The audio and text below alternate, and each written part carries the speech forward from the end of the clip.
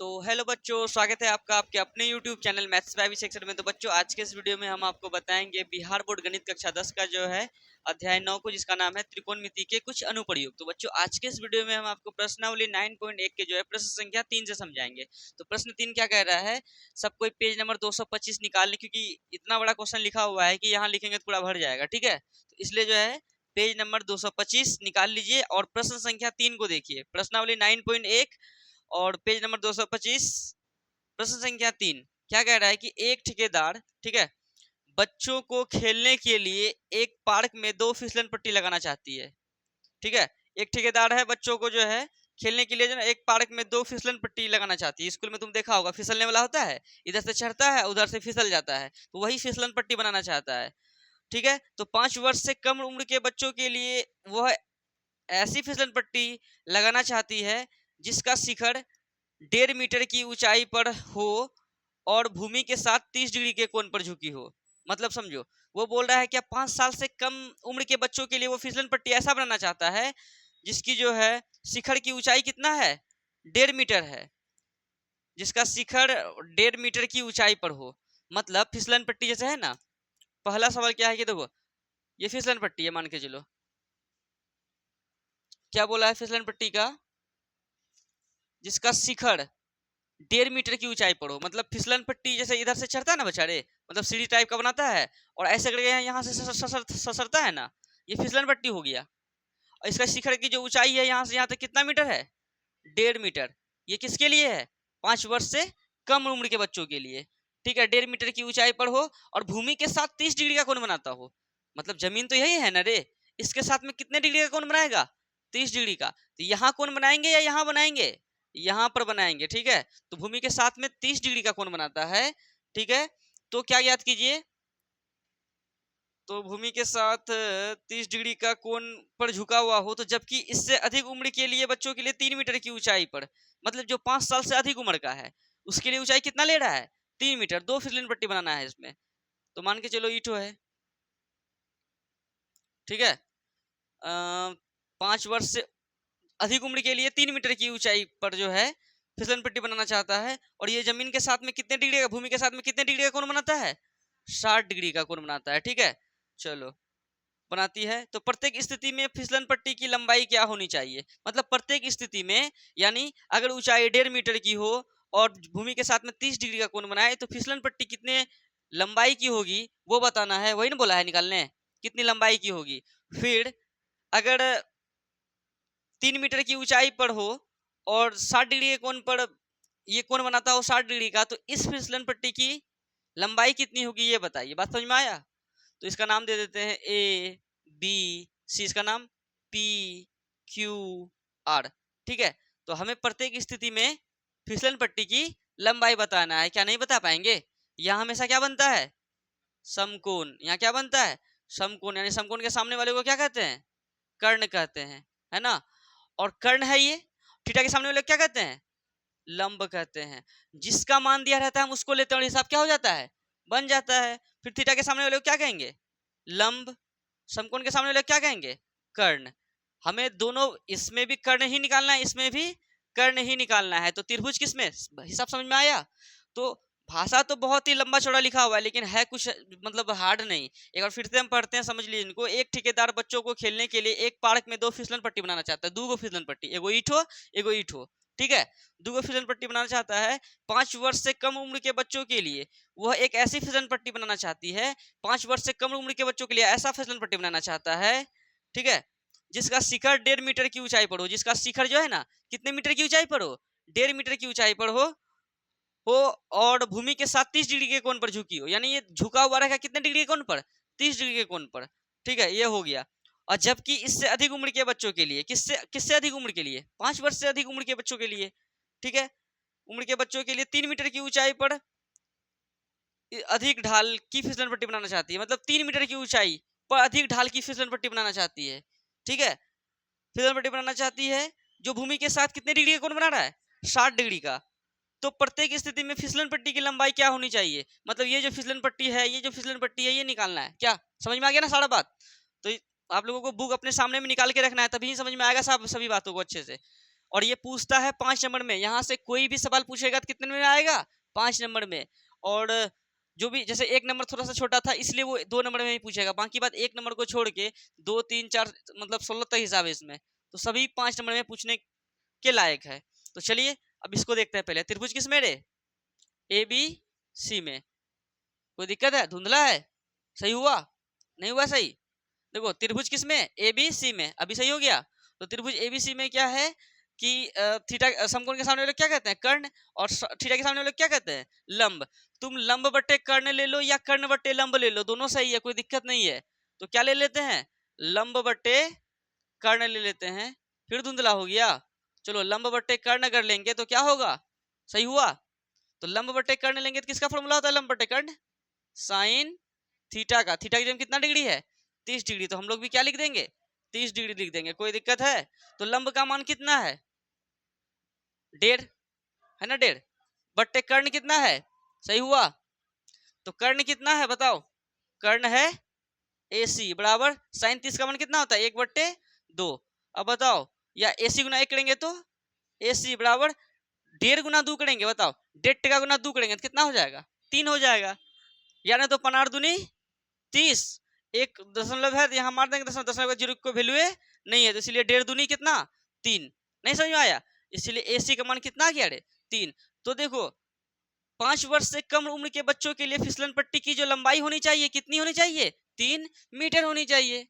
कितना आसान है? भाषा बहुत ही ज्यादा है लेकिन हिसाब पूरा आसान है। अब देखो, अब नाउ अब जो है त्रिभुज किस में देखेंगे? इसमें त्रिभुज PQR में। इस त्रिभुज में थीटा के समकोण के सामने वाले को कर्ण, थीटा के सामने वाले को लंब। सही वीडियो चल रहा है ना अभी? तो क्या लिख देंगे? लंब बट्टे कर्ण। कोई बच्चा अगर कर्ण बट्टे लंब लेगा वो भी सही है, तो फॉर्मूला बस चेंज हो जाएगा। लंब बट्टे कर्ण क्या होता है? Sine theta. थीटा की जगह कितना डिग्री? 60 डिग्री। तो लंब का मान कितना है? 3 मीटर, मतलब 3 लिख दिए, बट्टे कर्ण कितना है रे? तो कर्ण यहाँ पे PR है बराबर कितना? साइन 30 60 का मान √3/2। तो कोना कोनी गुना करेंगे PR गुना √3 PR बराबर 2 तिया 6। अब देखो या √3 गुना उधर किस में जाएगा? तो PR बराबर क्या लिखेंगे? 6/√3। या PR बराबर क्या लिख देंगे? 6/√3। √3 ऊपर भी गुना करेंगे, √3 नीचे भी गुना करेंगे, क्योंकि हड़का हम लोग क्या कर रहे हैं? परिमेयकरण कर रहे हैं। या PR बराबर क्या लिखेंगे? 6 गुना √3, 6 √3 बटे √3 गुना √3 √9। या PR बराबर क्या लिखेंगे? 6 √3 अब बटे 9 का वर्गमूल कितना? 3, 3 एकम 3, 3 दूनी 6। इसीलिए PR बराबर कितना आ गया? 2√3 मीटर। तो हमें कहा गया था कि 5 वर्ष से कम उम्र के बच्चों के लिए फिसलन पट्टी की क्या लंबाई होनी चाहिए? तो 3 मीटर। 5 वर्ष से अधिक उम्र के बच्चों के लिए फिसलन पट्टी की लंबाई क्या होना चाहिए? 2√3 मीटर। तो अतः में उस बात को लिख दो, अतः 5 वर्ष से कम उम्र के बच्चों के लिए फिसलन पट्टी की लंबाई कितनी होनी चाहिए? 5 वर्ष से कम उम्र के लिए 3 मीटर। तथा इसी बात को लिख देंगे, डॉट डॉट कर दिया, इसका मतलब पूरी बात को लिख दिए, लेकिन वहां लिखना है 5 वर्ष से कम के जगह हम क्या लिख देंगे? अधिक उम्र के लिए कितना हो जाएगा? 2√3 मीटर। पूरा बात को आपको लिखना है, हम तो डॉट डॉट मार दिए हैं ऐसे ऐसे, तो आप पूरा बात को लिखिएगा, लेकिन 5 वर्ष से कम के जगह पे क्या लिख देना है? अधिक। तो ये आपका फाइनल आंसर है। कोई दिक्कत? आंसर मैच खाया ना? ठीक है, तो चलिए इसको उतारिए फटाफट। अब जो प्रश्न 4 को करते हैं। तो प्रश्न 4 को देखिए, ये भी आपके फाइनल एग्जाम में 5 नंबर में पूछा जा चुका है। ठीक है, पूरा आसान सवाल है, 2 लाइन का है। सब कोई बुक निकाल लें, पेज नंबर 225 है। और प्रश्न संख्या 4 क्या बोल रहा है कि भूमि के एक बिंदु से जो मीनार के पाद बिंदु से, देखो भूमि के एक बिंदु से जो मीनार के पाद बिंदु से 30 मीटर की दूरी पर है, कोमा मीनार के शिखर का उन्नयन कोण 30 डिग्री है, तो मीनार की ऊंचाई ज्ञात कीजिए। या बोला है भूमि के एक बिंदु से जो मीनार के पाद बिंदु से, देखो समझो एक मीनार है, इधर बनाते हैं, मान के चलो ये एक मीनार है, ठीक है, ठीक, एक मीनार भूमि के एक बिंदु से, मान के चलो भूमि में एक बिंदु यहाँ पे है, ठीक है, तो एक मीनार भूमि के एक बिंदु से जो मीनार के 5 बिंदु से 30 मीटर की दूरी पर है। यानी ये जो भूमि का एक बिंदु है और मीनार का जो देखो ये मीनार का शिखर कहलाता है और ये मीनार का 5 बिंदु कहलाता है और ये भूमि का एक बिंदु है। इनसे इनकी जो दूरी है मीनार के पाद का और भूमि के एक बिंदु के जो बीच की दूरी है वो कितना है 30 मीटर है। ये बुक में दिया गया है, सब कोई अपने अपने बुक को सामने रखे तो समझ में जरूर आएगा आप लोगों को। 30 मीटर है, ठीक है। क्या हो गया, सही है, 30 मीटर है, ठीक है। 30 मीटर है और मीनार के शिखर का उन्नयन कोण 30 डिग्री है। मीनार के शिखर का, मीनार का शिखर क्या है ये, इसका उन्नयन कोण कितना डिग्री है 30 डिग्री। उसको मिलाएंगे ऐसे, ठीक है। हम किसका बात कर रहे हैं, उन्नयन कोण का। उन्नयन कोण के बारे में क्या बताए थे, जब हम लोग नीचे से ऊपर की ओर देखते हैं, यानी ये क्या है मेरा, ये है क्या आखिर में दृष्टि रेखा है। क्या है, दृष्टि रेखा। और ये क्या है, क्षैतिज रेखा है। बोलो क्या है, क्षैतिज रेखा। और दृष्टि रेखा और क्षैतिज रेखा के बीच में जो है जो कोण बन रहा है इसी को कहते हैं उन्नयन कोण और अवनमन कोण भी। लेकिन उन्नयन कोण तब कहेंगे जब हम लोग नीचे से ऊपर की ओर देखेंगे और अवनमन कोण कब कहेंगे, जब ऊपर से नीचे। उन्नयन की बात हो तो नीचे से ऊपर, अवनमन की बात हो तो ऊपर से नीचे। कोई दिक्कत है, समझ में आया, बताया था ना इंट्रोडक्शन में। तो ये है, तो कितना डिग्री का कोण बना रहा है, 30 डिग्री का कोण बना रहा है। तो यहाँ बना देगा 30 डिग्री का, ठीक है, बना दिया 30 डिग्री का कोण। तो मीनार के शिखर का उन्नयन कोण 30 डिग्री है, तो मीनार की ऊंचाई याद करें, यानी नाम दे देते हैं ए बी सी। मीनार की ऊंचाई याद करें, मीनार इसमें है क्या, यही ना मीनार रे। इसकी ऊंचाई कितना होगा, कितने हाइट का होगा ये बताइए, समझ में आ गया, कोई दिक्कत है। तो ये बात था, एक बार हम फिर से पढ़ के सुनाते हैं आप लोगों को। क्या है कि भूमि के एक बिंदु से, भूमि का एक बिंदु ये ले लिए, ठीक है, मीनार ये है, मीनार यही ना मीनार रे, इसको मीनार माने हम लोग। तो भूमि के एक बिंदु से, यहाँ लिखा हुआ है भूमि के एक बिंदु से, मान के चलिए ये बिंदु एक है, ये मीनार के पाद बिंदु से ये मीनार है, इसका पाद बिंदु ये है, ठीक है। पाद बिंदु से 30 मीटर की दूरी पर है, यहाँ से यहाँ तक की दूरी 30 मीटर है, तो 30 मीटर लिख दिए, कोई दिक्कत नहीं है। और मीनार के शिखर का उन्नयन कोण, यहाँ मीनार का शिखर था, इसको इससे मिलाए, इसका उन्नयन कोण, उन्नयन कोण यहाँ नहीं बनता है, कहाँ बनता है, नीचे बनता है, यानी नीचे से ऊपर की ओर देखा जाता है। तो 30 डिग्री है, ठीक है, 30 डिग्री है। तो यही मीनार की क्या ज्ञात कीजिए, ऊंचाई ज्ञात कीजिए। बस छोटा सा सवाल था, तो लिख देंगे किस में, त्रिभुज ए बी सी में। धुंधला हो गया, अभी सही हुआ। देखो त्रिभुज एबीसी में क्या है, थीटा के सामने वाले को क्या कहते हैं रे, लंब। बोलो, और ये किसका मान है, आधार का। और समकोण के सामने वाले क्या कहते हैं, कर्ण। अभी हमको निकालना क्या है, ये भी निकालना है, ए बी यानी कौन सी, लंब निकालना है। और मान किसका दिया है, आधार का। जिसको निकालना है उसको लो और जिसका मान दिया है उनको लो, हिसाब तुम्हारा बन जाएगा। तो थीटा के सामने वाले को कहेंगे लंब, जो कि मीनार है, बटे ये क्या है रे, आधार। ठीक है, धुंधला हो गया, लंब बटे आधार, सही हुआ, अभी तक सही नहीं हुआ, सही हो गया। लंब बटे आधार क्या होता है, टेन थीटा का सूत्र, थीटा की जगह क्या लिखेंगे 30 डिग्री। लंब का मान कितना है बताओ, लंब है ए बी, सही चला है ना, बटे आधार कितना है 30, बराबर टेन 30 का मान 1/√3, गुना गुनी गुना कर सकते हैं, A B Guna √3, √3 A B बराबर कितना 30 गुना 1 30। कोई दिक्कत, अब देखो या ए बी बराबर क्या लिखेंगे 30, √3 गुना में है तो इधर भाग में, या ए बी बराबर क्या लिख सकते हैं 30/√3, हर का परिमेय करने √3 ऊपर भी √3 नीचे भी, या ए बी बराबर क्या लिखेंगे 30 गुना √3, 30 √3 बटे √3 गुना √3, √9 उसका वर्गमूल कितना 3 है, 3 एकम 3, 10 दिया 30, इसीलिए ए बी कितना आ गया 10√3। अब ये क्या है कि थोड़ा छोटा सा बना, छोटू सा हिसाब है, ये आने का चांस है कितने नंबर में, 2 नंबरिया में। ठीक है, जो भी छोटा हिसाब मिले समझिए वो 2 नंबर में पूछने लायक है, जो अच्छा सा मिल जाए जैसे कि इतना जगह लेता है, इसके बाद भी इतना जगह लेता है ना वो 5 नंबर, और वो भी आसान रहता है लेकिन जगह ज्यादा लेता है। ठीक है, तो अतः में क्या लिख देंगे, ये ए बी है क्या, ए बी तो मीनार है, अतः मीनार की ऊंचाई क्या लिख देंगे, मीनार की ऊंचाई कितना हो गया 10√3 मीटर। आंसर फटाफट उतारिए। चलिए अब चलते हैं 5 नंबर की ओर। तो बच्चों अब चलिए हम समझते हैं प्रश्न 5 को। ठीक है, तो किताब अपने आगे में रखें। तो प्रश्न 5 क्या कह रहा है कि भूमि से 60 मीटर की ऊंचाई पर एक पतंग उड़ रही है। मतलब भूमि से देखो, मान के चलो भूमि मतलब जमीन, यहाँ से भूमि से जो है ना कितने मीटर की दूरी पर रे, 60 मीटर की ऊंचाई पर यहाँ पर एगो पतंग क्या कर रही है, उड़ रही है, उड़ी उड़ी रे पतंग, समझ में आ रहा है।